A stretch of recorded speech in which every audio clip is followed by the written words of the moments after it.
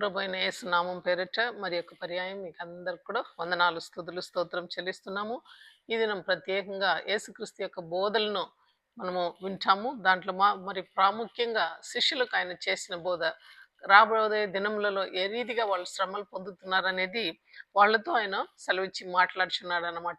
ఆ యొక్క శ్రమలు ఎలాగ ఉంటున్నది, మీరు నన్ను వెంబడిస్తున్నారు కదా అని దాని విషయమై మాట్లాడుతున్నారు. దాని విషయమై మనం కొద్దిసేపు ధ్యానం చేసుకుందాము. అంతకుముందు ఒక చిన్న ప్రార్థన చేసుకుందాం. పరిశుద్ధుడా, ప్రేమ నమ్మకం కలిగిన మా గొప్ప పరలోక తండ్రి, శాశ్వతమైన ప్రేమతో మీరు మమ్మల్ని ప్రేమించున్నారు, ఎన్నడూ విడువను ఎడబాయను అని సెలవిచ్చినావు ప్రభా. ఇదిగో నిన్ను వెంబడించిన నీ యొక్క శిష్యుల జీవితంలో ఏ రీతిగా జరగబోతున్నదని ప్రభా మీరు వాళ్ళకి తెలియపరిచారు నాయన. అయ్యా వాళ్ళు అది విన్నారు, అయితే ఆ లోకంలో ఈ రీతిగా జరుగుతున్నదాన్ని వాళ్ళకి అప్పుడు అర్థం కాలేదు. కానీ కడపటికి మీరన్నట్లు అత్తసాక్షిగా ఒక్కొక్క బిడ్డ కూడా మరణించారు ప్రభా. అటువంటి నాయన ఒక జీల్ మా అందరికి కూడా నాయన ఈ లోకంలో కలిగి నీ నామం పేరిట ప్రభా అనేక కార్యాలను మేము చేస్తూ నీ బోధను ఎడతగా ప్రకటించుటకు సహాయం దయచేయమని నాయన మరి యొక్క పర్యాయం ఈ దినం చేయబోయే యొక్క అంశాన్ని ప్రభా మీరే ఆశీర్వదించి మహిమ పొందుమని నజరేడైన యేసు పరిశుద్ధమైన నామంలో ప్రార్థిస్తున్నాం తండ్రి, ఆమెన్. ఈ దినం ప్రత్యేకంగా మత్తయి సువార్తలో 10వ అధ్యాయంలో కొన్ని వచనాలు మనం చదువుకుందాము. అక్కడ ఆయన ప్రత్యేకంగా అందరినీ కూడా కూర్చోబెట్టుకొని ఆ శిష్యులందరితో ఈ మాట పలుకుతున్నాడు. ఇదిగో తోడేలు మధ్యకు గొర్రెలను పంపినట్లు నేను మిమ్మల్ని పంపుచున్నాను గనుక పాము వలె వివేము కలిగి పావురం వలె నిష్కపటులై ఉండుడి. అంటే తోడేలు మధ్యలో, అంటే ఆ దినంలోనే కాకుండా ఈ దినంలో కూడా ఈ మాట మనకు కూడా వర్ధిల్లుతుంది అనమాట. పాముల వల్లే వివేకంగా ఉండాలి. ఎక్కడ ఏ మాట చెప్పాలనో మనము జ్ఞానం కలిగి జీవించాలని యేస్వామి యొక్క బోధ అనమాట. మనుషులను కూర్చి జాగ్రత్త పడుడి, వారు మిమ్మల్ని మహాసభలకు పంపించి తమ సమాజ మందిరములలో మిమ్మల్ని కొరడాలతో కొట్టుదురు. చూడండి, మహాసభలకు మిమ్మల్ని పంపిస్తారు, అప్పగిస్తారు అన్నమాట. అలాంటప్పుడు మీరు ఏమి మాట్లాడవలసినో అది మీకు తెలియపరచును. వీరికిని అన్యజనులకును సాక్ష్యమై నా నిమిత్తము మీరు అధిపతుల యొద్దను రాజుల యొద్దను తేబడుదురు. అంటే నా మాట చెప్పున మీరు అన్యజనుల మధ్యలోను రాజుల ఎదుటను తేబడతారన్నమాట. వారు మిమ్మల్ని అప్పగించినప్పుడు ఎలాగ మాట్లాడాలనో ఏమి చెప్పాలనో అని కూడా అవసరం లేదని చెప్తున్నాడు. మీరు ఏమి చెప్పవలనో ఆ దినము ఆ గడియల్లోనే మీకు అనుగ్రహింపబడును. ఒకవేళ సభాముఖంగా మనల్ని పిలిచినారని అనేటప్పుడు ఆ సమయంలో ఏమి మాట్లాడవలనో మీకు చెప్పబడుతుంది అనమాట. కాబట్టి నీలో ఉన్న తండ్రి, నీలో పెట్టి ఉన్న ఆత్మ, పరిశుద్ధాత్మ దేవుడు నీతోనే మాట్లాడతాడని సెలవిస్తున్నాడు. మీ తండ్రి ఆత్మ మీలో ఉండి చున్నాడు కానీ మాట్లాడువాడు మీరు కాదు. ఇది మనము పాత నిబంధనలు కూడా చూస్తాం. ఆ దినములలో ఫరో ఎదుట మోషే నిలబడాలని చెప్పినప్పుడు ఆయన తండ్రి, యెహోవా తండ్రి ఏం చెప్పాడంటే, ఆ దినం నాకు నత్తిను ప్రభా నేను మాట్లాడలేను అన్నప్పుడు నోరును కలిగిన చేసేవాడు ఎవడుని చెప్పి, కాబట్టి నీ నోరుతో నేను బూరగా ఉండి నేను మాట్లాడతానని అహరోను తొడుకుపోమని ఆయన సెలవిచ్చాడు. కాబట్టి లాస్ట్ డేస్ లో we have to face lot of problems అనమాట. We have to stand before the kings and మరి రాజ్యాలు ఎదురుగా మనం నిలబడాల్సి వస్తుంది. ఎందుకంటే దేవుని యొక్క రాజ్యాన్ని గురించి మనం చెప్పాలంటే అంత తేలిక కాదు. అది ఇరుకు మార్గం. దాన్ని మనం తీసుకొని వెళ్ళాలంటే ఎన్నో ఆటంకాలు మనకు ఉంటున్నది.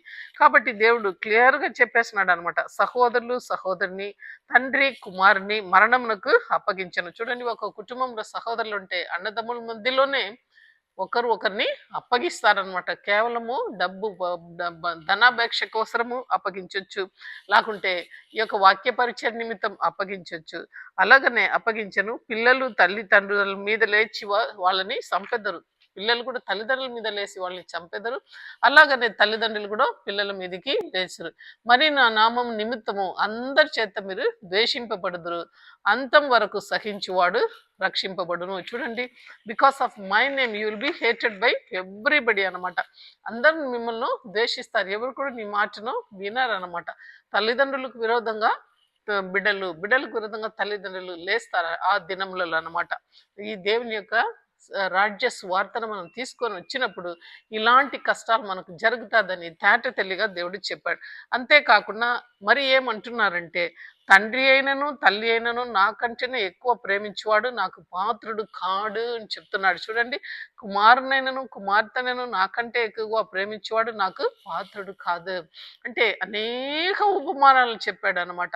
ఒక పెళ్లి విందుకు వాళ్ళందరిని పిలిచినప్పుడు ఒకడు నేను పెళ్లి చేసుకుంటాను, లేకుంటే నేను ఎద్దులను కొన్నాను, లేకుంటే నాకు పొలం ఉండింది, లేకుంటే మా తండ్రి చనిపోయినారు ఆయన పాతిపెట్టి నేను వస్తానంటే, అయితే ఇలాంటి సాకు చెప్పేవాళ్ళు నాకు అవసరం లేదు గానీ, తల్లినైనను తండ్రి అయినను వెనక వేసుకొని వచ్చేవాడు నా యొక్క రాజ్యాన్ని అభివృద్ధి చేయటకు వాడు పాత్రుడు కాదు అంటున్నాడు. అందుకే నాగలి మీద చేయి పెట్టి వెనక్కి తిరుగువాడు నాకు పాత్రుడు కాడు అని క్లుప్తంగా చెప్తున్నాడు అనమాట. అంటే your focus should be on the preaching alone. కాబట్టి మనం ఏం చేయాలంటే ప్రతి నిత్యం కూడా మనం వాక్యం చెప్పేటప్పుడు దేవుని యొక్క రాజ్య స్వార్థ విషయమై మనము ఆ చాలా శ్రద్ధ కలిగి దాన్ని చేయాలన్నమాట. మన యొక్క తలంపు, మన యొక్క ఆశ దేని మీద ఉంటున్నది? ఇకలోక సంబంధమైన ఆశ మనకు కలిగి ఉంటున్నదా? లేకుంటే దేవుని యొక్క స్వార్థను ప్రకటించాలా?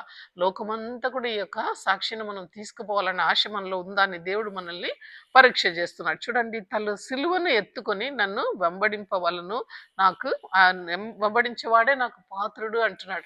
చూడండి, కొన్ని దినముల కిందట ఒక చిన్న కథ విన్నాను. ఒక్కొక్కరికి ఒక స్కూల్లో ఒక టీచర్ చెప్తాంది, అనేక సిలువలు ఉన్నాయన్నమాట ఒక గదిలో. అందరినీ సిలువలు ఎత్తుకోండి అని చెప్పారనమాట. ఒక్కొక్కరు ఒక సిలువ చిన్న చిన్నవి తీసుకున్నారు. కొంతమంది కొంచెం బరువు కూడా తీసుకున్నారు. చక్కగా దానిలో స్టోన్స్, రంగుల రంగుల స్టోన్స్ అని పెట్టబడి ఉందన్నమాట. అయితే అందరూ ఏమనుకున్నారంటే చిన్న సిలువ అయితే మోసుకునికి బాగా ఈజీగా ఉందని అడుగులు, 2 అడుగులు ఉండేటివి చిన్నవి తీసుకున్నారు. అయితే వాళ్ళు వెళ్ళినప్పుడు ఒక ఇది ఒక దృశ్యం అనమాట. వాళ్ళు వెళ్ళినప్పుడు ఒక కెనాల్, ఒక నీటి వాగు వస్తుంది. కాబట్టి ఆ టీచర్ ఏం చెప్తున్నారంటే మీ దగ్గర ఉండే సిలువను అడ్డం వేసి దాని మీద నడుచుకొని మీరు దాటండి అనేటప్పుడు, అప్పుడు అక్కడ ఏమవుతుందంటే కొంతమంది చిన్న సిలువలు తీసుకునే వాళ్ళు ఆ యొక్క నీళ్లను దాటలేకపోయారు. ఇది కేవలం ఒక దృశ్యం ఉండొచ్చు కానీ మన నిజ జీవితంలో if you do not want ఆ యొక్క కష్టాలు మనం అవసరం లేదు, సిలువ మా జీవితంలో అవసరం లేదు అనేటప్పుడు, శ్రమలు అవసరం లేని అని చెప్పినప్పుడు మనకు క్రౌన్ కూడా అవసరం లేదనమాట. కాబట్టి శ్రమలు మనకు ఎంతగానో అవసరం. ఈ యొక్క జీవితంలో మనం చూస్తే అపోస్తల కార్యము 14:22 ఏం సెలవిస్తుందంటే ఆ యొక్క సిలువ అంటే అనేక శ్రమల ద్వారానే మీరు పరలోక రాజ్యానికి వెళ్ళవలసి ఉంటున్నది. You will have to endure lot of sufferings అని అక్కడ మాట్లాడుతున్నాడు అపోస్తలైన పౌలు.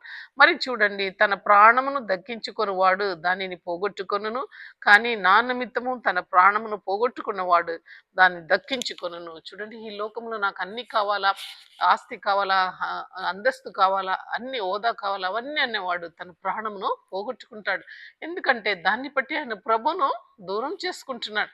అయితే ఎవడైతే ఈ సమస్తము నాకు వ్యర్థం, ఇక లోకం మాత్రమే మనం దేవుని వెంబడించే వారమైతే అందరికంటేనే మనము దౌర్భాగ్యులమని వాక్యం సెలవిస్తుంది. We need to follow him for the sake of eternity అనమాట. ఈ లోకంలో మాత్రం మన అక్కర్లన్నీ ఏసే తీరుస్తాడులే, ఆయనను వెంబడిస్తామంటే మనము వెనకంచె వేసేస్తాం. కొంతకాలం వెంబడిస్తాము, మనకు మంచి జరగలేనప్పుడు, కష్టాలు వచ్చినప్పుడు, మనం ఈదలేనప్పుడు వెంటనే మనము వెనక వెళ్ళిపోతాం అనమాట. సంఘాలతో దేవుడు మాట్లాడినప్పుడు ఒక్కొక్క సంఘాన్ని హెచ్చరించాడు. నువ్వు ఆది ప్రేమలో నువ్వు నిలిచి ఉండకుండా నువ్వు వెళ్ళిపోయినావని ఒక్కొక్క సంఘం గురించి చెప్తా వస్తున్నాడు. కొంతమందికి అయితే నీకున్న ఆ యొక్క కొద్ది బలంలో నువ్వు పోరాడినావు అని సెలవిస్తున్నాడు. కొన్ని సంఘాలను చూసినప్పుడు నువ్వు చల్లగైనను వెచ్చగైన లేకుండా నులివెచ్చగా ఉన్నావు, నేను నిన్ను ఉమ్మి వేస్తానని వాక్యంలో సెలవిస్తున్నాడు. కొన్ని సంఘాలను చూస్తే నువ్వు సమస్తము కడపటి వరకు ఉన్నావు కనుక నీకు జీవ కిరీటం ఇస్తానని సెలవిస్తున్నాడు. కాబట్టి మన యొక్క క్రైస్తవ జీవితంలో are we experiencing this suffering in a positive way? మనము ఎదుర్కోవాలన్నమాట, ఇన్వైట్ చేయాల. శ్రమలు అవసరం, ఎందుకంటే ఇప్పటి కాల శ్రమలు రాబోయే మహిమకు ఎన్నతగినవి కానే కాదంటున్నాడు. కాబట్టి ఆ యొక్క శ్రమలను మనము ఇన్వైట్ చేయాలని చెప్తున్నాడు. మిమ్మల్ని చేర్చుకొని వాడు నన్ను చేర్చుకొను, నన్ను చేర్చుకున్నవాడు నన్ను పంపిన వాణిని చేర్చుకొను అంటున్నాడు. గాడ్ ఇస్ టెల్లింగ్, నేను నిన్ను పంపిస్తున్నాను, ఎవరైతే మిమ్మల్ని చేర్చుకుంటారో వాళ్ళు నన్నే చేర్చుకున్నారు, అంతేకాకుండా నన్ను పంపిన తండ్రిను చేర్చుకున్నారు అని సెలవిస్తున్నారు. ఏ ఇంటికైతే మీరు వెళ్తున్నారో ఆ ఇంటిలో సమాధానం అని మీరు సెలవేయండి అని సెలవిస్తున్నారు. అప్పుడు దేవుని యొక్క ఆశీర్వాదం ఆ కుటుంబంలో వస్తుంది. వాళ్ళు ఇచ్చే ఆ యొక్క భోజనాలు ఏదైనా కూడా మీరు స్వీకరించండి. అయితే ఎవరైతే ఈ వాక్యానికి చోటు ఇవ్వకుండా మిమ్మల్ని తరిమి వేస్తారో ఆ యొక్క ఇంటిలో మీ యొక్క దుమ్మును మీరు కాళ్ళలో ఉండి తోసివేసేసి మీరు వెళ్ళిపోవచ్చు అని చెప్తున్నాడు. అక్కడ ఆశీర్వాదం ఉండదు అని సెలవిస్తున్నాడు అనమాట. ప్రవర్త చేర్చుకునేవాడు ప్రవర్త బలము పొందును, నీతిమంతును అని చెప్పి నీతిమంతుని చేర్చుకునేవాడు నీతిమంతుని యొక్క ఫలము పొందును అంటున్నాడు. ప్రవర్తన పేరుతో ఎవరినైనా మీరు చేర్చుకుంటే ఆ యొక్క ఫలము మీరు పొందుతారు. అలాగనే నీతిమంతుడు అని సెలవిచ్చి ఆయన పేరులో నీతిమంతుని చేర్చుకున్నవాడు దాని యొక్క ఫలం ఖచ్చితంగా పొందుతాడని దేవుడు వాళ్ళకు సెలవిస్తున్నాడు. అంతేకాకుండా మరియు శిష్యుడైన ఎవడును ఈ చిన్న వారిలో ఒకనికి గిన్నెడి సన్నీళ్ళు మాత్రం ఇచ్చిన ఎడల తన ఫలము పోగొట్టకుండా దాన్ని నిశ్చయముగా పొందుకును. Whoever gives a glass of water లేకుండా ఒక కలం నీరైనా ఇస్తే దాని యొక్క ఫలం పొందుకుంటారని దేవుని యొక్క వాక్యంను రూఢిగా ఆయనకి అందరికి ఎక్స్ప్లెయిన్ చేస్తూ వచ్చాడు అన్నమాట. కాబట్టి మొట్టమొదటిగా మనం చూస్తాము పేతురును మనం చూడగలుగుతాం. అక్కడ మనం పేతురును చూసినప్పుడు దేవుడు ఆయనను పిలిచినప్పుడు ఆయన వలలు వదిలి ఈ వాస్ క్లీనింగ్ ద నెట్. ప్రభువా రాత్రి అంతా కూడా మేము శ్రపడినాం, ఒక చేప కూడా దొరకలేదు, ఆయనను నీ మాట చెప్పును నేను వల వేస్తానని ఆయన ఎంతో ఆసక్తితో దేవుని యొక్క మాటకు లోబడతాడు అనమాట. ఆ మాటకు విలువ ఇచ్చాడు. అయితే పట్టజాల చేప పట్టుకున్నాడు. పట్టుకున్న తర్వాత ఆయన ఆ యొక్క పడవ రెండు కూడా పిగిలిపోయేంతగా ఆయన చేపలు పట్టగలిగాడు. వెంటనే ఆ దృశ్యం చూసి పాపినైన నన్ను వదిలివేయి ప్రభా, నా జీవితంలో ఎప్పుడైనా అటువంటి ఆశీర్వాదం మనం పొందుకుంటున్నామా? We have to believe that whenever we experience a lot of blessings like that God is going to use us mightily. ఆయన తన యొక్క మహత్ కార్యమును మనకు చూపిస్తున్నాడు, మనల్ని వాడుకోవాలని ఆశపడుతున్నారు. అంతేకాకుండా పేతురు మొట్టమొదటిగా వలలు విడిచి పాపినైన నన్ను విడిచిపెట్టి పోని అడుగుతున్నాడు. అయితే ఏ స్వామిని ఆయన వెంబడించినట్టు చూస్తాం. అంతేకాకుండా ఆయన ఇంటిలో మనం చూసినప్పుడు మొట్టమొదటిగా పేతురు ఒక అత్త ఆమెకు జ్వరం వచ్చినప్పుడు యేసయ్య కుటుంబానికి వెళుతున్నాడు. అయితే శిష్యులు అప్పుడు ఆయన ఏమంటున్నాడంటే ఆమెకు జ్వరం వచ్చిందనమాట పేతురు యొక్క అత్త. అయితే ఆ యొక్క చేయి పట్టుకొని వెంటనే ఆమె జ్వరం విడిచిపెట్టింది. ఆమె లేచి పరిచారం చేసినట్లు వాక్యం సెలవిస్తుంది అనమాట. దేవుడు పేతురును ఎంటపడి నడిపిస్తూ వస్తున్నాడు అనమాట. నేను ఒక పాపిను నన్ను విడిచిపెట్టి చెప్పిన వాడు అయితే దేవుని వెంబడించాడు. అంతేకాకుండా అందరు కూడా నన్ను ఏం అడుగుతున్నారని అడుగుతున్నాడు అనమాట. శిష్యులందరినూ వెళ్ళినప్పుడు అయితే చెప్తున్నాడు, ఒక్కొక్కరు యోహాను అనుకుంటున్నాడు, కొంతమంది అయితే నువ్వు ఏలియా అని అనుకుంటున్నాడు. అయితే పేతురు ఏమంటున్నాడంటే మేమైతే మీరేమనుకుంటున్నారని సెలవిచ్చినప్పుడు నువ్వు నిజమైన దేవుని యొక్క కుమారుడైన క్రీస్తు అని సెలవిస్తున్నాడు. అయితే రక్తమాంసం నీకు తెలియపరచలేదు కానీ దేవుడు నీకు దీన్ని బయలుపరిచినాడని పేతురు గురించి ఎంతో ఆశ్చర్యపోతున్నారని సంతోషపడుతున్నారనమాట. అంతేకాకుండా ఎక్కడికి వెళ్ళినా పేతురు దేవుని యొక్క జత పనివారుగా ఎంటపడి వెళ్ళేవాడు అనమాట. ఒకసారి యేసయ్య నీళ్ల మీద నడిచినప్పుడు రాత్రి వేళలో ఆయన తిరిగి వస్తున్నాడు. ఆ యొక్క పడవలో ఎంతో తుఫాను లేసి ఉండేటప్పుడు అందరూ భయపడిపోతున్నారు. దేవుడు నడుచుకొని వస్తున్నాడు నీళ్ల మీద. అప్పుడు పేతురు అంటున్నారు, అది నువ్వే అంటే తండ్రి నేను కూడా వచ్చేటకు నాకు అధికారం ఇమ్మని పేతురు ధైర్యంగా అడుగుతున్నాడు. అంటే నేనే అని రమ్మని అడుగుతున్నాడు. వెంటనే పేతురు ఆ యొక్క నీళ్ళల్లో దుంకి దేవుని దగ్గరికి నడిచిపోతా ఉంటే ఆయన యొక్క విశ్వాసం చూడండి. మనమైతే ఎంతో గొప్ప సముద్రము రాత్రి వేళల్లో ఆ యొక్క చంద్రుడు ఆ యొక్క కిరణాలు పడినప్పుడు అది ఎంతో అలలుగా లేచి కొట్టుకునేటప్పుడు ఎంత ధైర్యం కావాలా. అయితే పేతురు escaped a strong faith on the Lord and he walked on the water and he was looking at the Lord అనమాట. ఎందుకంటే అంత మాటలో అంత ప్రేమ పెట్టినాడు యేసయ్య మీద. దేవుని కూడా తెలుసు ఈయన మీద నా యొక్క సంఘాన్ని నేను కట్టగలుగుతానని. యేసయ్య కూడా పేతురు మీద ఎంతో ఆసక్తి కలిగి ఉన్నాడు అనమాట. ఆయన నడుచూ వెళ్ళినాడు. అంతేకాకుండా మరి యొక్క సందర్భంలో కూడా ఆయన వెళ్ళుచున్నాడు. అక్కడ ఏమంటున్నాడంటే ఆ రూపాంతరం చెందిన కొండలు కూడా మనం చూస్తాము. అక్కడ పేతురు, యాకోబు, యోహాను ఈ ముగ్గురిని తీసుకొని పోయి దేవుడు వాళ్ళతో మాట్లాడుచున్నారు. అలా మాట్లాడేటప్పుడు ఒకవైపు మోషేను, ఒకవైపు ఏలియాను వచ్చినప్పుడు వాళ్ళు భయపడారు. అయితే ఆ యొక్క జరగబోయే నిర్గమన గురించి, ఆ యొక్క సిలువ నిర్గమన గురించి వాళ్ళు మాట్లాడుతున్న తర్వాత ఒక మేఘం వాళ్ళని కమ్మింది. అటు తర్వాత ఓన్లీ జీసస్ క్రైస్ట్ వాళ్ళు చూడగలిగారు. వాళ్ళు భయపడారు. అయితే ఒక స్వరం ఆకాశం నుండి, ఈయన నా ప్రియ కుమారుడు, ఈయన మాట వినుడి అని వాక్యం వచ్చిందనమాట. అటువంటి సందర్భం అనుభవంలో కూడా పేతురు ఉన్నట్లు మనము చూస్తాం. Is a person God has chosen very closely and he followed. అంతేకాకుండా యావీరు ఇంటి కాడ కూడా పేతురు, యాకోబు, యోహన్న మాత్రం ఆమె చనిపోయింది అని చెప్పిన తర్వాత కూడా అందరూ భయపడారు. అయితే పేతురును, యాకోబును, యోహాను మాత్రం దగ్గర వెంట పెట్టుకొని దేవుడు వాళ్ళని తీసుకొని పోయినట్లు చూస్తాం. మరి ఇంకొక పర్యాయం బిఫోర్ క్రాస్ ఆయన వెళుతున్నాడు. అప్పుడు ఆయన అంటున్నాడు, నేను కొన్ని దినముల తర్వాత యాజకుల దగ్గర నేను అప్పచెప్పబడతాము, యూదులు నన్ను చంపివేస్తారు, అయితే 3వ దినం నేను తిరిగి లేస్తాను, సిలువ మరణంకు నన్ను అప్పగిస్తారని సెలవిచ్చినప్పుడు, అయితే పేతురు అటువంటి మరణం నీకు అవసరం లేదు అని చెప్పినప్పుడు దేవుడు ఆయనను గద్దిస్తున్నాడు. వెనకపో సాతానా అని సెలవిస్తున్నాడు. చూడండి, ఆయన యొక్క ప్లాన్ ఏంటి అని పేతురుకు తెలియలే. కాబట్టి అలాంటి అనుభవంలో కూడా చూస్తాం. అయితే నిజంగా యేసయ్యను ఆ గెత్సెమనే తోటలో ఆ రాత్రి ప్రార్థన చేసినప్పుడు ఆయన అడుగుతున్నాడు, ఒక గడియను మీరు మెలకువ ఉండి ప్రార్థన చేయలేరు అంటే వాళ్ళలో ఎంతో ఆత్మ భారం కలిగి వాళ్ళు నిద్రపోయినారనమాట. ఆత్మ భారం లేకున్నా దేవుడు ఎంతో ఆత్మ భారం కలిగి వేదన పొందుతుండగా అలాంటి సమయంలో పేతురు, యాకోబు, యోహాను ముగ్గురే ఉన్నారు. ఆ సమయంలో కూడా వాళ్ళు నిద్రపోయారనమాట. ముమ్మారు దేవుడు ఈ మాటను అడిగినట్లు మనం చూస్తాం. అటు తర్వాత ఆయన యేసయ్య సిలువ వేసినప్పుడు ఆయన పారిపోయినాడు అన్నమాట. అయితే ముమ్మారు ఆయన వంగించినట్లు కూడా చూస్తాం. ఆయన ఎవరో నాకు తెలియదని తన జీవం మీద ఆశ పెట్టుకొని, అయితే కడపటిగా కోడి కొయ్యక ముందే దేవుడు ఒక మారు ఆయన వైపు చూచినప్పుడు ఆయన ఎంతో సంతాపం పొందినాడని వాక్యం సెలవిస్తుంది.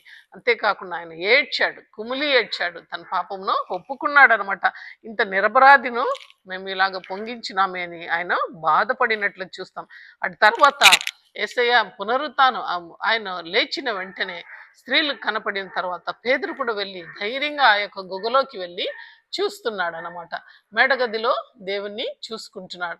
అయితే కొంతకాలం ఆయన ఏం చేస్తున్నాడంటే చేపలు పట్టుటకు తిరిగి వెళ్ళిపోయాడు అనమాట. అయితే దేవుడు అక్కడికి కూడా వెళ్ళి 40 దినముల లోకంలో తిరిగినప్పుడు అక్కడ కూడా వెళ్ళి, బిడలారా ఆకలిగొని ఉన్నారా రండి అని పిలిచినప్పుడు చేపలు కాల్చి వాళ్ళకి రొట్టె ముక్కలు చేపలు ఇచ్చినట్లు చూస్తాం. అయితే పేతురు అది తీసుకొని తిన్నప్పుడు ఆయనక ఆత్మ ఆ రొట్టె విరుచుటలో ఆయన ఆత్మనేత్రం తెరవబడింది. ప్రభువా అంటున్నాడు. అయితే మీరందరూ కూడా బేతనీలో కనిపెట్టి ఉండి, నేను నా యొక్క ఆత్మను, పరిశుద్ధ ఆత్మను తండ్రి దగ్గర నుంచి పంపుతున్నానని వాగ్దానం ఇస్తున్నాడు. అయితే ఆ వాగ్దానం రిసీవ్ చేసి పరిశుద్ధాత్మ శక్తిని పొందుకొని పేతురు బలంగా దేవుని కోసము సాక్ష్యం ఇచ్చినట్లు చూస్తాం. ఒకేసారి ఆయన మాట్లాడినప్పుడు 3000 మంది అక్కడ రక్షణ పొందినట్లు చూస్తాం. అంతేకాకుండా మనము ఆ యొక్క అపోస్తల కార్యంలో చూస్తే శృంగారపు దేవాలయం దగ్గర ఒక కుంటివాడు కూర్చునేటప్పుడు పేతురు, యోహాను అక్కడ పోయినప్పుడు వాళ్ళు ప్రార్థన చేయుటకు వాళ్ళు ఆయన వైపు తేరి చూస్తున్నారు.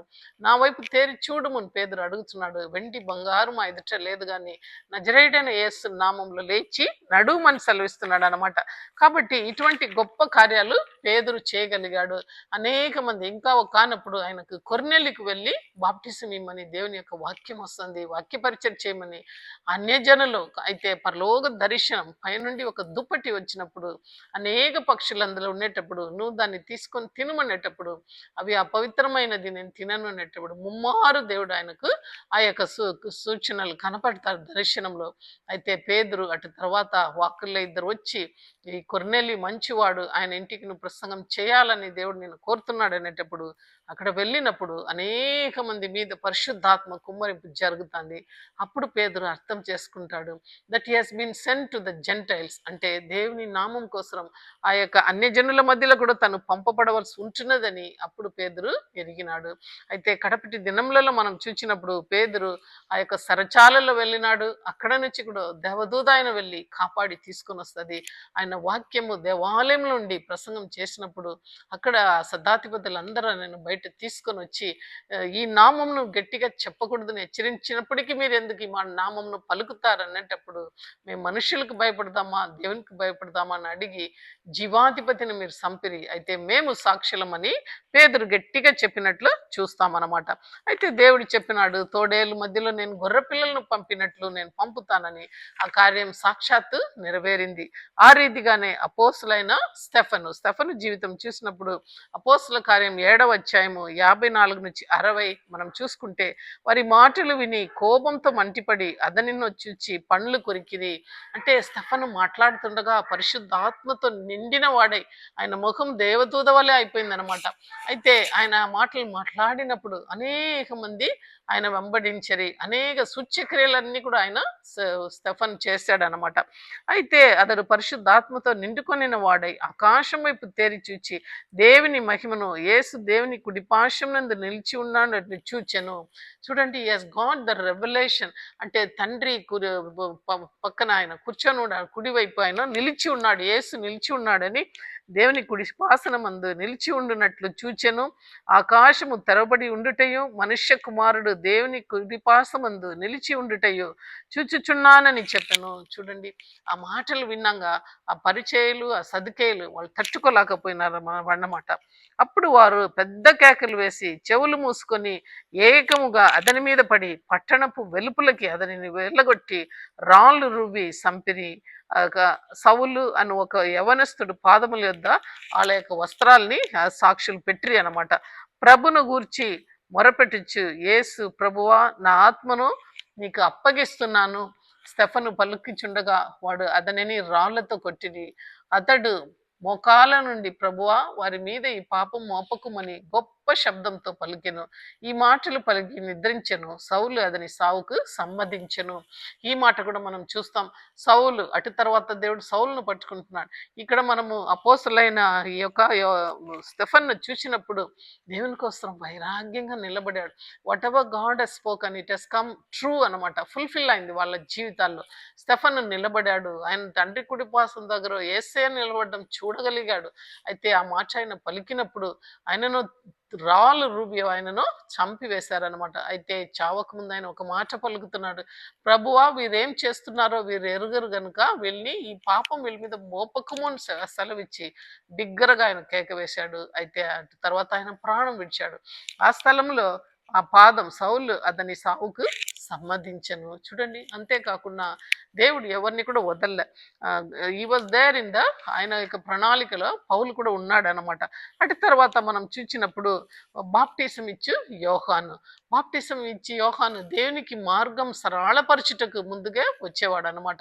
ఆయన ఒంటెలో సర్మం తరుంచుకొని తేనె తినుకుంటా, మిడతలు తినుకుంటా అడవిలో దేవుని కోసం సాక్షిగా ఒక స్వరం వినిపించాడు, సర్ప సంతానమా మారు మనసు కలగండి అంటే అనేక మంది వచ్చి ఆయన దగ్గర బాప్టిజం పొంది మారు మనసు పొందినారు. ఆయన చెప్పాడు, ఇదిగో ఆ గొడ్డలు ప్రతి చెట్టు దగ్గర పెట్టబడి ఉంటున్నది, ఎవడైనాను మారు మనసు కలిగి ఫలం ఇవ్వలేదంటే చెట్టు నరికి పారవేయబడును అని సెలవిచ్చాడు.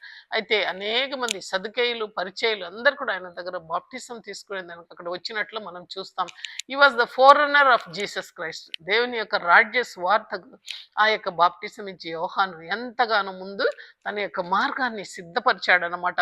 తల్లి గర్భంలోనే పరిశుద్ధాత్మ అభిషేకం పొందుకొని ఒక గొప్పగా సేవకుడుగా ఆయన నిలిచినాడు. అయితే ఆయన మరణం చూడండి ఏలయనగా మనం చూస్తాము. మత్తయి సువార్త 14:3-10 మనం చూస్తాం. ఆయన ఫిలిప్పును గద్దించినాడు అనమాట. ఏలయనగా నీ సహోదరుడైన ఫిలిప్పు భార్యకు ఏరోదియాను నువ్వు ఉంచుకున్నావని న్యాయం కాదని యోహాను చెప్పగా ఏరోదు ఆమె నిమిత్తము యోహానును పట్టుకొని బంధించి చెరచాలలో వేయించినాడు. అంటే ఆయన చెడు మార్గంలో ఉన్నాడని యోహాను ఆయనను హెచ్చరించాను అనమాట. కాబట్టి చెరచాలను ఆయన పెట్టినాడు. అతడు ఇతనిని సహోదరుని కానీ తన సమూహం ఇతనిని ప్రవేశిని హెచ్చరింప వారికి భయపడను. అయితే ఏరోదు ఆయన చంపాలంటే, యోహాను చంపాలంటే ఏరోదు భయపడినాడు. ఎందుకంటే ప్రజలందరూ కూడా ఆయనను వెంబడిస్తున్నారు, ఎందుకంటే గొప్ప గొప్ప కార్యాలు ఆయన చేస్తున్నారు. అయితే ఏరోదు జన్మదినోత్సవం సమయంలో వచ్చినప్పుడు ఏరోదియా కుమార్తె వారి మధ్య నాట్యమాడి ఏరోదును సంతోషపరచును ఆ బిడ్డ అనమాట. కనుక ఆమె ఏమడిగినను ఇచ్చేదనని అతనికి ప్రమాణం ఇచ్చును. కాబట్టి అప్పుడు ఆమె తన తల్లి చేత ప్రేరేపింపబడినదే బాప్టిజం ఇచ్చి యోహాను తలను ఇక్కడ పళ్ళెంలో పెట్టి నాకు ఇమ్మని అడిగాను. చూడండి ఎంత గొప్ప పాపం పూనుకునింది అనమాట. రాజు దుఃఖపడినను తను చేసిన ప్రమాణము నిమిత్తము తనతో కూడా భోజనము కూర్చున్న వారి నిమిత్తము అది ఆయన తలను తీసుకురమ్మని బండ్రోతుకు ఆయన ఆగ్నేయగా ఆయన పోయి చెరసాలలో యోహాను తలను తీసుకొని వచ్చాను. చూడండి హౌ ఎవ్రీబడి వాస్ కిల్డ్ అనమాట. దేవుని కోసము వాళ్ళు అంతం వరకు నిలబడగలిగినారు. వాళ్ళ ఆస్తి, వాళ్ళ యొక్క ఇల్లు, వాకులు సమస్తము వదిలి దేవుని వెంబడించారు. ఈ దినంలో how much are we following Jesus Christ? ఇంకా మనం కడపటిగా పౌలుని చూడగలుగుతాము. పౌలు కూడా అంతే, ఆయన కడపటి వరకు దేవుని కోసము నిలవబడగలిగినాడు. పౌలు యొక్క వాక్యాన్ని మనం చూసినప్పుడు ఆయన ఎన్నో శ్రమలు, ఎన్నో ఓడలు బద్దలైనాయి అన్నమాట. అలాంటి సమయంలో కూడా దేవుని కోసం ఆయన రూఢిగా నిలబడినట్టు వాక్యం సెలవిస్తుంది. పౌలు యొక్క కార్యంను మనం చూసినప్పుడు అది ఆయన ఒక క్రీస్తు పరిచారకులా ఉండి అనేక శ్రమలను ఆయన అనుభవించినట్లు చూస్తాం. అనేక మార్లు ప్రాణ భయములను ఉంటిని. యూదుల చేత 5 మార్లు ఒక్కటికి తక్కువ 40 దెబ్బలు తింటిని. చూడండి, యేసయ్యను 39 కొరడా దెబ్బలు కొట్టారు. అయితే పౌలుకు 5 మార్లు 39 కొరడా దెబ్బలు. ఆ కొరడా ఎలాగో ఉంటున్నదో మనము ఈ ప్యాషన్ ఆఫ్ క్రైస్ట్ చూసినప్పుడు చూస్తాం. But Paul was ready to take up that. ఎందుకంటే ఆయన ప్రేమను రుచి చూసినాడు. ఆ దమస్కు మార్గంలో సౌలా సౌలా హింసించేది నువ్వు ఎవరిని హింసిస్తున్నావు?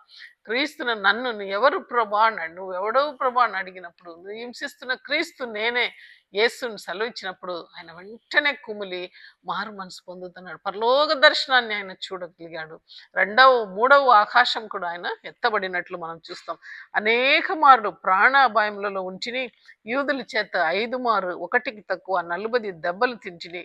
3 మారు బెత్తములతో కొట్టబడి తిని. ఒక్కసారి రాళ్లతో బెత్తంలో కొట్టారు, రాళ్లతో కొట్టబడి తిని.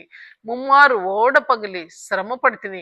ఒక రాత్రి పగలు సముద్రములలో గడిపి తిని అంటున్నాడు. చూడండి, సముద్రంలో అన్నపానం లేకుండా ఆ యొక్క చెక్క మీద పడుకొని రాత్రి పగలు దేవుని కోసం సువార్తన, నువ్వు మాసిడోనియాకు వెళ్ళమంటే మాసిడోనియాకు, అలాగా అనేక స్థలాలకు దేవుని యొక్క సువార్తను తీసుకొని వచ్చినట్లు మనం చూస్తాం. అనేక పర్యాయములు ప్రయాణంలోనూ ఆపదల్లోనూ, ఆయన దొంగ వలన ఆపదలోను, స్వజనుల వలన ఆపదలోను, అన్యజనుల వలన ఆపదలోను, పట్టణంలోను ప్రయాసంతోనూ కష్టంతోనూ ఆయన తరచుగా జాకారణములతోనూ ఎన్నో కష్టాలు పడినాడు. ఆకలి దప్పితోనూ తరచుగా ఉపవాసంతోనూ చలితోనూ దిగంబరితోనూ ఉంటిని. ఇంకనూ చెప్పవలసింది ఎంతో ఉంటున్నది అంటున్నాడు. దిగంబరిగా ఉన్నాడు, ఆకలితో ఉన్నాడు. చూడండి, ఉపవాసంతో ఉన్నాడు అన్నమాట. తరచుగా ఉపవాసంతో ఉంటిని. చూడండి, ఇన్ని కష్టాలు ఎందుకు ఆయన పడినాడంటే కేవలం యేసయ్య యొక్క ప్రేమను బట్టి. అందుకే దేవుడు చెప్పినాడు, తోడేళ్ళ మధ్యలో గొర్రె పిల్లలను పంపినట్లు నేను మిమ్మల్ని పంపుతా. అయితే ఒక అభయ మాట కూడా వాళ్ళకి ఇచ్చాడు. అదేం మాట అంటే యోహాను సువార్త 11వ అధ్యాయంలో మనం చూస్తే 16:33లో కూడా, నా యందు మీకు సమాధానం కలుగునట్లు ఈ మాటలు మీతో చెప్పుచున్నాను. లోకంలో మీకు శ్రమలు కలుగుతుంది, ఆయనను ధైర్యం తెచ్చుకొనుడి, నేను లోకంను జయించున్నాను. ఎస్ కాన్కర్డ్ ద వరల్డ్ అనమాట. ఆ సిలువలో ఆ యొక్క సాతాను యొక్క తలను చితగొట్టాడు కాబట్టి ఆ యొక్క విజయం మనదై ఉంటున్నది. కాబట్టి ఎంతో మంది ఈ యొక్క రన్నింగ్ రేస్ లో మనం చూస్తాం. హెబ్రీ పత్రిక 12లో ఇంత గొప్ప సాక్షి సమూహం మేఘం వలె మనల్ని ఆవరించి ఉంటున్నది. కాబట్టి మనం కూడా ఒప్పుకున్న దాన్ని యేసు వైపు చూచి మన పరుగు పందెయాన్ని మనము కొనసాగాల.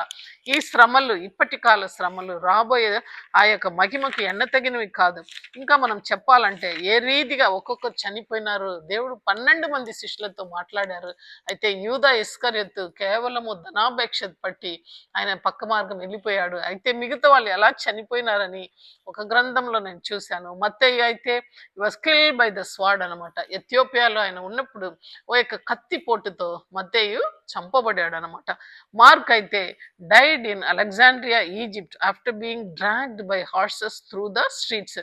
మార్క్ అయితే ఆ యొక్క అలెగ్జాండ్రియా అనే ప్రాంతంలో ఐగిప్తులో ఉండేటప్పుడు గుర్రాలతో ఆయనను మెడను కట్టి ఆ యొక్క వీధులలో ఆయనను తీసుకొని పోయి ఆ గుర్రాలు ఫాస్ట్గా వెళ్ళేటప్పుడు ఆయనను మెడకు కట్టి ఆయన లాక్కొని పోయారు. చూడండి ఎటువంటి మరణము మార్క్ దేవుని కోసం పొందాడు. చూడండి they have return beautiful gospel మన కోసం. నీవు నా ఈ దినం తేలిక ఆ వాక్యాలను చదువుకొని వెళ్ళిపోతున్నాం.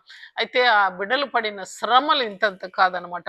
లూకాను చూస్తే ఆయన హీ వాస్ హ్యాంగ్డ్ గ్రీక్ లో, ఆయన గ్రీక్ దేశంలో ఆయన ఆ ఆ, ఉరి వేయబడాడు అనమాట. యోహాన్ అయితే పద్మాస్ దీపంలో మనం చూస్తాం. పద్మాస్ దీపంకు వెళ్ళక ముందు he faced suffering when he was put in to the barrel of boiling oil లో యోహాన్ తీసి వేసినట్లు మనం చూస్తాం. హీ కెనాట్, అయితే ఆయనకి ఏమీ కానీ తగలలేదనమాట. He was exile to Patmos where he received visions from Jesus Christ for the revolution అనమాట. He later made as bishop Turkey, only apostle died peaceful. ఆయన ఒకే ఒక అపోస్తులు అనమాట.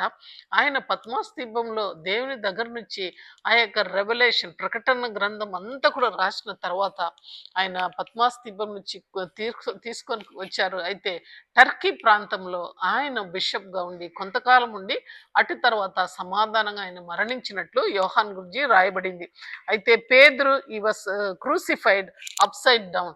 ఆయన ఒక మాట పలికాడు. అయితే రోమాలో పేతురును అప్సైడ్ డౌన్గా ఆ యొక్క సిలువ వేశారనమాట. అయితే ఆయన నేను యేసువారు నన్ను సిలువ వేయుటకు నేను పాత్రను గాను అరుగును కాదు, నన్ను తలకిందలుగా సిలువ వేయండి అని ఆయన సెలవిచ్చినట్లు చూస్తాం. ఇంకా మనం యాకోబును చూస్తే జేమ్స్ ఈ వాస్ బిహెల్డెడ్ అనమాట, తల నరుక్కబడినాడు అనమాట. Is the brother of Jesus Christ. అయితే ఆయన తమ్ముడుగా ఉన్నాడు. ఫ్రమ్ ద టెంపుల్ టాప్, అక్కడ గుడి ఆలయం దేవాలయం నుంచి brother of Jesus he was thrown down from the temple when he was about to die they cut the head of the James, Yakobu అంటే యేసామి యొక్క తమ్ముడు తల నరికివేయబడింది అనమాట. మళ్ళీ బర్తమేయు నతానియల్ ఆయనను మనం చూసినప్పుడు, ఈ మిషనరీని మనం చూసినప్పుడు ఆయన కూడా మార్టిడిన్ ఆర్మియా అనే ప్రాంతంలో ఆయనను కూడా ఆ ఆ, తల తీసి చంపివేశారనమాట.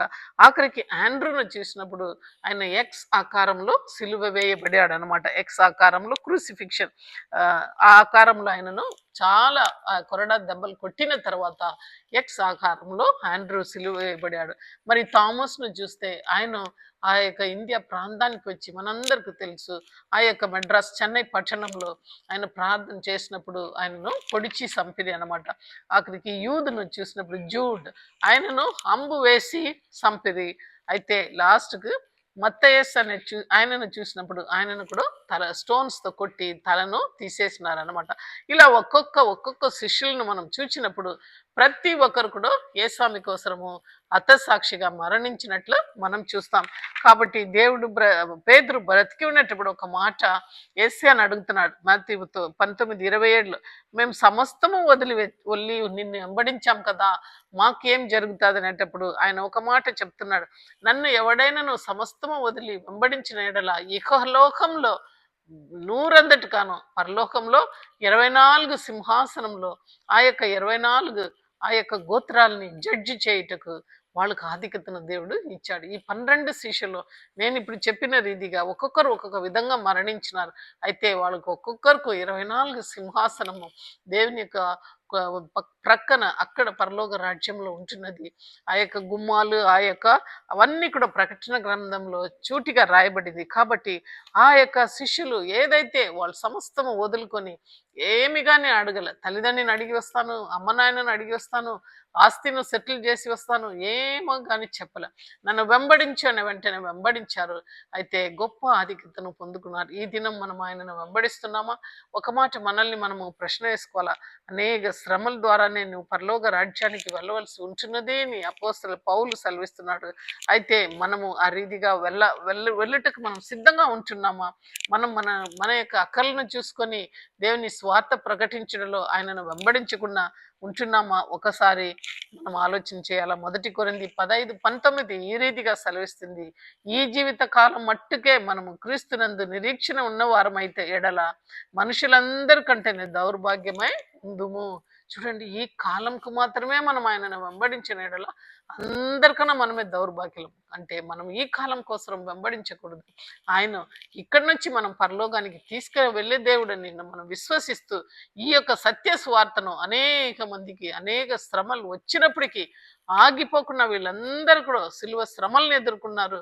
ఎన్నో కష్టాలు అనుభవిస్తూ ఆ యొక్క వాక్యాన్ని వెదజల్లారు. కాబట్టి దేవుడు స్వయంగా వాళ్ళకు బోధించినారు. ఒక్కొక్కరిని కూర్చోబెట్టి చెప్పినారు, మీరు నన్ను వెంబడించాలా, నేను అంతవరకు నీతో పాటు ఉంటున్నాను, మీరు సభాముఖంగా తీసుకుపోతారు, అక్కడ ఏం మాట్లాడాలని తెలియపరుస్తాను, అంతవరకు సహించి వాడే రక్షణ పొందుదురు అని సెలవిచ్చాడు. ఆయన ఏదైతే శిష్యులతో మాట్లాడాడో సాక్షాత్ అవన్నీ జరిగిపోయినాయి. బైబిల్ గ్రంథంలో అది రాయబడి ఉంటున్నది.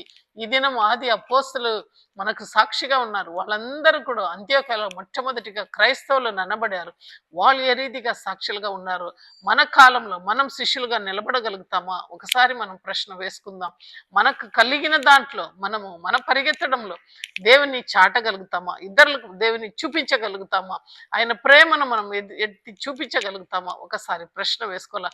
మనం అన్ని కూడా పొందుకొని మనం ఆయన ప్రేమ గురించి సాక్ష్యం ఇయ్యకుంటే మనము దేవుని ఎదుర్కొనేటప్పుడు షేమ్ఫుల్గా ఫీల్ కావాల్సి వస్తుంది. ఒట్టి చేతులతో మనం వెళ్ళేవారమై అయిపోతాం. కాబట్టి దేవుడు మనల్ని అడుగుచున్నాడు, నన్ను వెంబడిస్తున్నావా, నా ప్రజలను కాపాడు, నా యొక్క వాక్యాన్ని బోధించి అంటున్నాడు. ఈ యొక్క ఆజ్ఞను మనం తీసుకొని ప్రేమపూర్వంగా ఆయన వాక్యాన్ని పంచుదాం, ఆయన ఆశీర్వాదాన్ని పొందుకుందాం. ఇట్టి కృప దేవుడు మనందరికీ అనుగ్రహించును గాక. ఆమేన్. చిన్న ప్రార్థన చేస్తాను. మహాపరిశుద్ధుడా, స్తుతులకు పాత్రుడైన మా గొప్ప పరలోక తండ్రి, అయా ఇదిగో నా తండ్రి ఈ మధ్యాహ్న కాల సమయంలో పేదురును, యోహాన్ను, పౌలును, ఇదిగోనైనా స్టెఫన్ను మా ముందర పెట్టావు. అంతేకాకుండా ఈ యొక్క 12 మంది శిష్యులు ఏ రీతిగా చనిపోయినారో మాకు తెలియపరిచావు ప్రభా. వాళ్ళ జీవితం మాకు ఒక సాక్ష్యం. అంతేకాకుండా అనేక మంది ప్రభా నాయనా ఇదిగో విదేశాల నుండి ఇండియాకు వచ్చి ప్రభా పూర్వము అయ్యా తండ్రి ఎంతో మంది వచ్చి ప్రభా మీ యొక్క ప్రేమను ఈ బిడ్డలకు వెల్లడిపరిచారు. అయితే వాళ్ళ యొక్క రక్తం ఈ భూమి మీద పడింది ప్రభా. అయ్యా అనేక జనములు ప్రభా ఇండియా నుంచి లేవాలి. మేమందరూ కూడా ఒక్కొక్క చిన్న చిన్న దివటిగా మేమున్న స్థలంలో జ్యోతులుగా నీకు అవసరం వెలుగుటకునైనా మమ్మల్ని ఆయతపరచండి. ఆ యొక్క తపన మాలో కూడా దయచండి. యేసు ప్రేమను లోకమంతా నేను తీసుకొని వెళ్తానని ఒక మంచి నిర్ణయం ప్రతి ఒక్క బిడ్డలో దయచేయండి. అయా అవున తండ్రి, ఈ కాలంలో ఇప్పటి కాలంలో నువ్వు మౌనంగా ఉంటే రక్షణ మరి యొక్క మార్గంలో వస్తాదని ఎస్తేరుతో మొర్దెకాయి సెలవిచ్చాడు. ఈ దినం మేము మౌనంగా ఉంటే ప్రభా రక్షణము మరి యొక్క పర్యాయం వేరొకరి ద్వారా వస్తాదని మాతో కూడా హెచ్చరిస్తున్నాం.